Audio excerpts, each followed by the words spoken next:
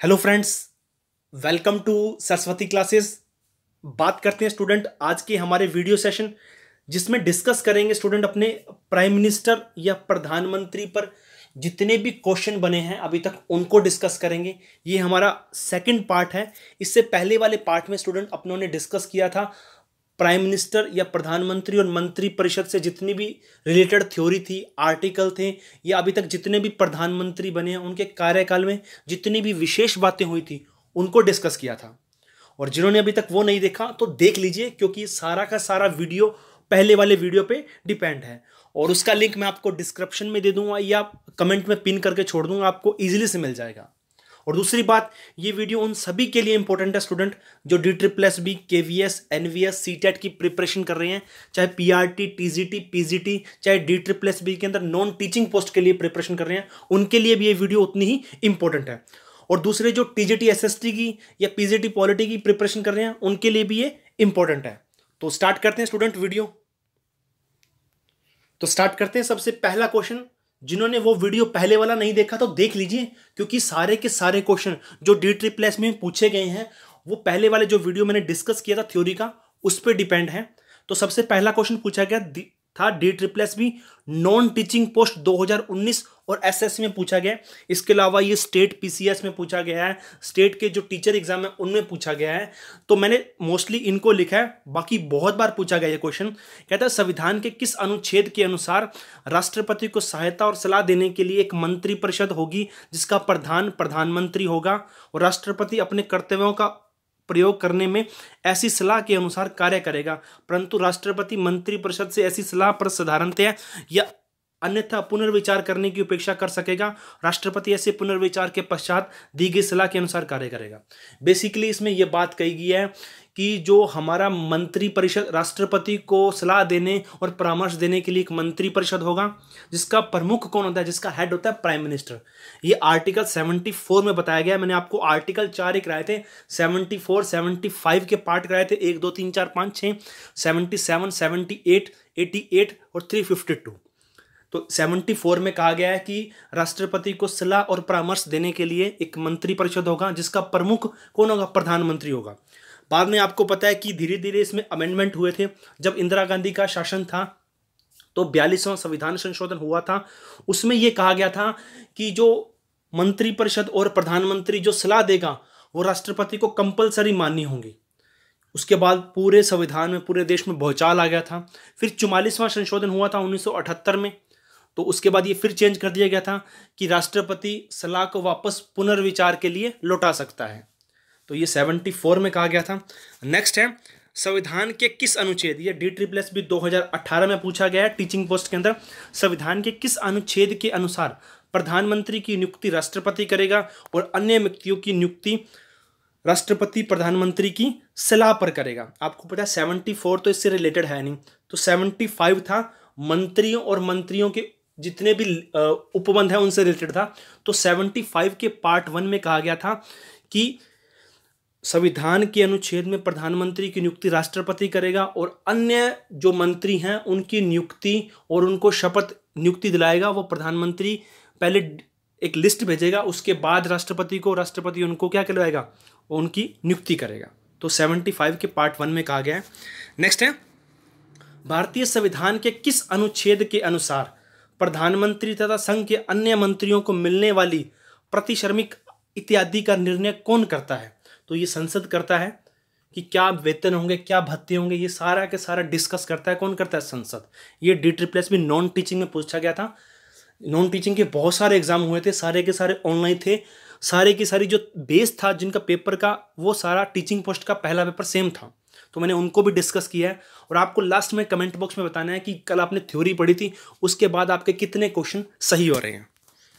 Next है संघ मंत्री परिषद का गठन प्रधानमंत्री की सलाह पर किसके द्वारा किया जाता है। मैंने आपको कहा था अभी वो क्या करता है, 75 आर्टिकल के जो पहला पार्ट है उसके अंदर प्रधानमंत्री मंत्री परिषदों की लिस्ट देता है, उसके बाद उनकी नियुक्ति कौन करता है, ठीक है, वो करता है राष्ट्रपति, गठन करता है उनका। उसके बाद है मूल संविधान में कैबिनेट शब्द का उल्लेख। मोस्ट इंपॉर्टेंट क्वेश्चन है, पूछा गया है एसएससी में, अभी तक ये पूछा नहीं गया टीचिंग एग्जाम में, तो बहुत अच्छा क्वेश्चन है। मूल संविधान में कैबिनेट शब्द का उल्लेख नहीं किया गया था, परंतु बाद में 44वें संविधान संशोधन 1978 के द्वारा किस अनुच्छेद के तहत कैबिनेट शब्द को शामिल किया गया? तो आपको पता है कि आर्टिकल 352, वैसे तो बेसिकली ये रिलेटेड है प्रेसिडेंट से, लेकिन इसके अंदर कैबिनेट शब्द का उल्लेख किया गया है, क्योंकि अपने देखते हैं कि प्रधानमंत्री और मंत्रिपरिषद के जो आर्टिकल हैं वो 74, 75, 77, 78, 88 हैं, लेकिन 352 जो बहुत इंपॉर्टेंट है, लोगों के दिमाग से परे होता है, मोस्टली वो सोचते हैं कि प्रेसिडेंट से रिलेटेड है, लेकिन इसके अंदर कैबिनेट शब्द का भी यूज किया गया है, तो बहुत अच्छा क्वेश्चन बनता है ये। तो कैबिनेट सी ऑप्शन सही है इसका। नेक्स्ट है 91वें संविधान संशोधन 2004 द्वारा संविधान के किस अनुच्छेद में उपबंधित किया गया कि मंत्रिपरिषद में मंत्रियों की कुल संख्या, जिसमें प्रधानमंत्री भी शामिल है, लोकसभा में सदस्यों की कुल संख्या के 15% से अधिक नहीं होगी? आपको मैंने बताया था 75 में डिस्कस किया हुआ है, ये पूछा भी जा चुका है लास्ट ईयर और दोबारा भी पूछा जाएगा, क्योंकि ऐसे तो हाँ नहीं, क्वेश्चन नए बनते नहीं हैं, बार बार रिपीट होते हैं। हालांकि करंट से कुछ पूछे जा सके हैं, लेकिन अगर अपने स्टैटिक जीके देखें जो पुराना अभी तक हिला नहीं है, वो यही क्वेश्चन बार बार बन रहे हैं, तो 75 में पूछा गया है। नेक्स्ट है यथार्थ में कार्यपालिका की समस्त सत्ता निम्नलिखित में से किसमें निहित होती है? देखिए दास 4 में पूछा जा चुका है, यथार्थ में कार्यपालिका की समस्त सत्ता निम्नलिखित में से किसमें निहित होती है? तो आपको पता है कि किसमें निहित होती है, कमेंट बॉक्स में आपको बताना है कि समस्त सत्ता किसमें निहित होती है। मैं देखूंगा कि आपने पढ़ा था कल कि आपका आंसर क्या होगा। नेक्स्ट है भारत के केंद्रीय मंत्रिपरिषद की बैठक की अध्यक्षता कौन करता है? मैंने आपको बता दिया था, राष्ट्रपति करता है। राष्ट्रपति काफ़ी जो मीटिंग है उनकी हेड करता है, अध्यक्ष होता है उनका। जैसे अपनी अंतर्राज्यीय राष्ट्रीय परिषद का हो गया, योजना आयोग का अध्यक्ष माना जाता है। नेक्स्ट देखते हैं अपने, किस अनुच्छेद के अनुसार मंत्रिपरिषद लोकसभा के प्रति सामूहिक रूप से उत्तरदायी होता है? किस अनुच्छेद के अनुसार मंत्रिपरिषद लोकसभा के प्रति सामूहिक रूप से उत्तरदायी होता है? 75 है आर्टिकल, इसका पार्ट 3 है, उसमें यह कहा गया है कि मंत्रिपरिषद लोकसभा के प्रति सामूहिक रूप से उत्तरदायी होगा। लेकिन अगर आपसे पूछा जाए कि मंत्रिपरिषद व्यक्तिगत रूप से किसके प्रति उत्तरदायी होता है, तो वो होता है राष्ट्रपति के प्रति। नेक्स्ट है किस अनुच्छेद के अनुसार जो मंत्री संसद के किसी सदन का सदस्य नहीं है उसे 6 माह के अंतर्गत संसद का सदस्य बनना होगा? ये आपको पता है कि 75 में बोला गया था। 75 के पार्ट नंबर 5 और 6 में भत्तों का उल्लेख किया गया है कि प्रधानमंत्री संसद के मंत्री उनको भत्ते कैसे मिलेंगे, और ये बताया गया है कि कोई भी यदि व्यक्ति संसद का सदस्य बनता है तो उसे 6 महीने के अंदर, या कोई मंत्री बनता है और संसद का सदस्य नहीं है तो 6 महीने के अंदर उसे अपनी सदस्यता प्रूफ करनी होगी।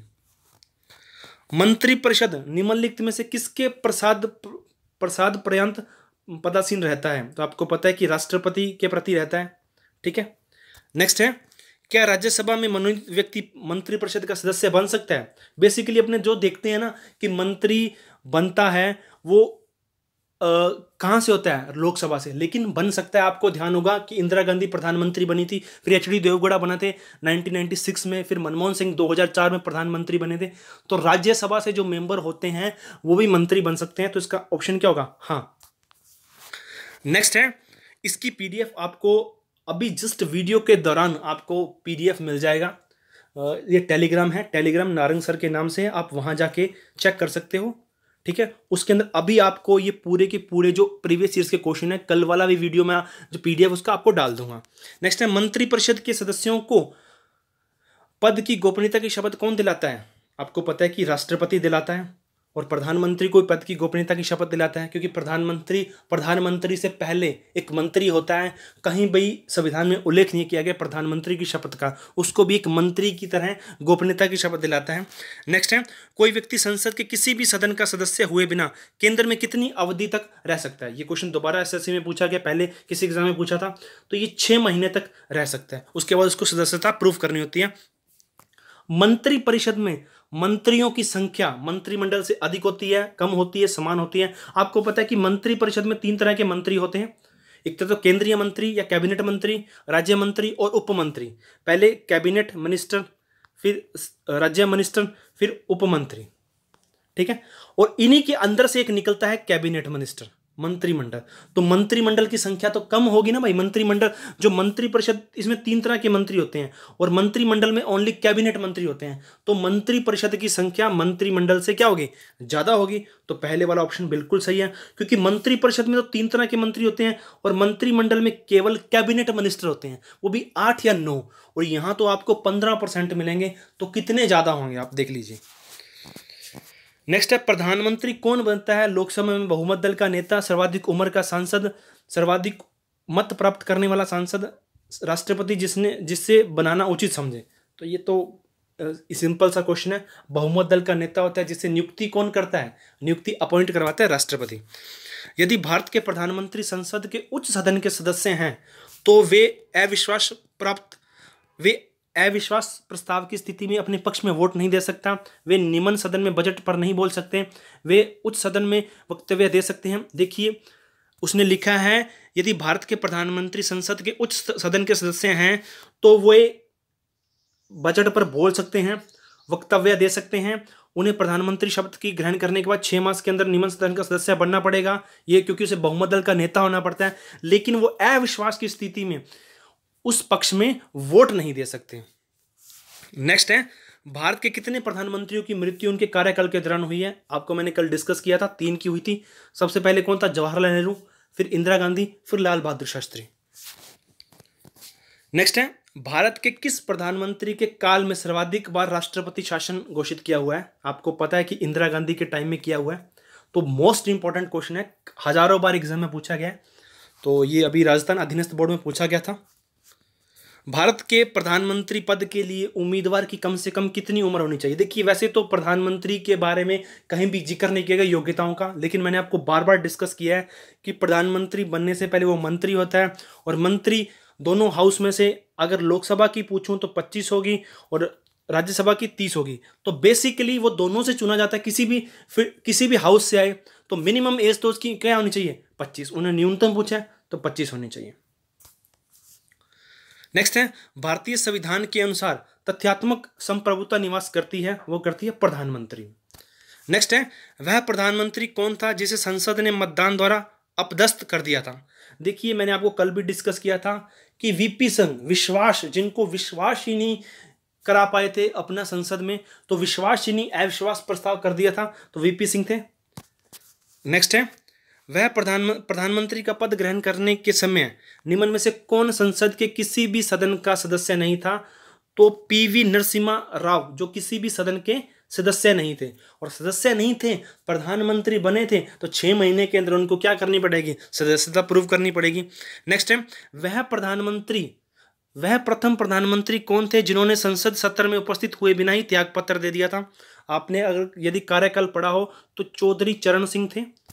नेक्स्ट, मंत्री परिषद व्यक्तिगत रूप से उत्तरदायी होता है, टीजीटी में पूछ लिया है। सामूहिक रूप से तो प्रधानमंत्री या लोकसभा के प्रति, और व्यक्तिगत रूप से राष्ट्रपति के प्रति।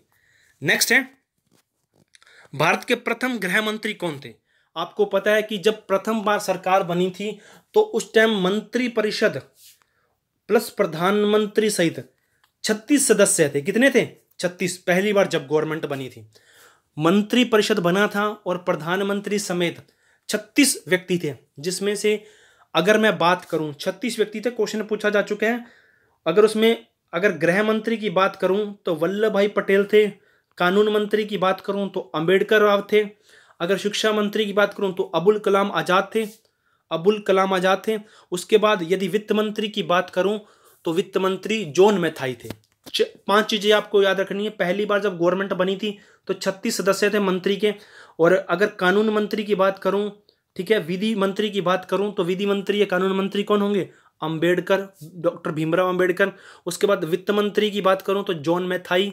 उसके बाद यदि शिक्षा मंत्री की बात करूं तो अबुल कलाम आजाद, और यदि गृह मंत्री की बात करूं तो सरदार वल्लभ भाई पटेल। नेक्स्ट है, ऐसे प्रधानमंत्री जिनके विरुद्ध लोकसभा में अविश्वास प्रस्ताव लाया गया, ऐसे प्रथम प्रधानमंत्री। तो जवाहरलाल नेहरू था जिनके विरुद्ध अविश्वास प्रस्ताव लाया गया था। सेकंड 28वां क्वेश्चन रिपीट हो गया सेम का सेम। नेक्स्ट देखते हैं अपने, स्वतंत्र भारत के प्रथम वित्त मंत्री कौन थे? अभी डिस्कस करके गए थे, जॉन मैथाई थे। ठीक है, नेक्स्ट है, अब तक लोकसभा में प्रस्तुत अविश्वास प्रस्ताव सर्वाधिक बार किस प्रधानमंत्री की सरकार के खिलाफ रखे गए? अभी राजस्थान अधीनस्थ बोर्ड में पूछा गया था, DSSS भी पीजीटी में पूछ लिया है, तो किसके विरुद्ध? इंदिरा गांधी के विरुद्ध। नेक्स्ट है, स्वतंत्र भारत की प्रथम मंत्रिपरिषद में प्रधानमंत्री सहित कुल कितने सदस्य थे? तो 36 थे। फाइनेंस मिनिस्टर कौन थे? वित्त मंत्री जॉन मैथाई। कानून मंत्री डॉक्टर भीमराव अंबेडकर। ठीक है, उसके बाद अगर गृह मंत्री देखें तो वल्लभ भाई पटेल, शिक्षा मंत्री अबुल कलाम आजाद। और अब कितने सदस्य थे? 36।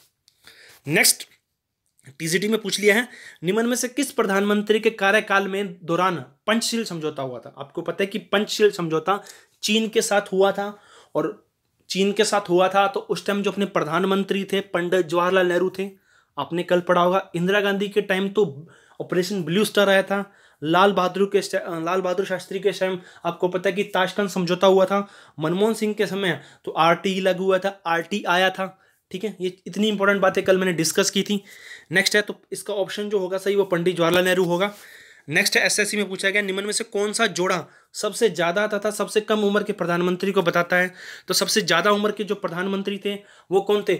मोरारजी देसाई थे 81 एज के, और सबसे कम उम्र के जो प्रधानमंत्री थे वो 40 साल की उम्र के राजीव गांधी थे। तो देख लिए, राजीव गांधी और मोरारजी देसाई का जो सेकंड ऑप्शन है वो बिल्कुल सही है। ये थे स्टूडेंट हमारे कुछ इंपॉर्टेंट क्वेश्चन, और लगा है आपको वीडियो अच्छा, आपको इससे हल्का सा भी बेनिफिट मिला है तो प्लीज़ वीडियो को लाइक और शेयर कीजिए और कमेंट कीजिए कि आपको वीडियो कैसा लगा है। और अगर आपका कोई भी अमेंडमेंट चाहते हैं, इसमें मैंने कुछ क्वेश्चन स्टूडेंट मैंने छोड़े हैं। वो क्यों छोड़े हैं? क्योंकि अगर आप चाहते हैं, मैंने एक थोड़ी सी प्लान किया है, जितने भी मैंने अभी तक हर हफ्ते में जितने टॉपिक करवाऊंगा उस वीकेंड आपका टेस्ट होगा। अब जैसे मैंने आपको रीजनिंग में करवा दिया स्टूडेंट, रीजनिंग में मैंने आपको करवाया था, क्या करवाया था? Coding decoding. मैथ में सिंप्लीफिकेशन चल रहा है, यहाँ प्राइम मिनिस्टर हो गया। ठीक है, अब हिंदी में आपको मैं संज्ञा करवाऊंगा, क्योंकि लास्ट ईयर आपने हिंदी के क्वेश्चन देखे होंगे, बिल्कुल डिटो आए थे अपनी वीडियो में से, तो हिंदी चलेगा। और इंग्लिश में आपको जितने भी वो कैब से रिलेटेड क्वेश्चन है वो करवाऊंगा। इन पांचों का इस वीकेंड टेस्ट होगा। यदि आप देना चाहते हैं तो कमेंट बॉक्स में यस कर दीजिए, अपने आपको पेपर बना देंगे। धन्यवाद।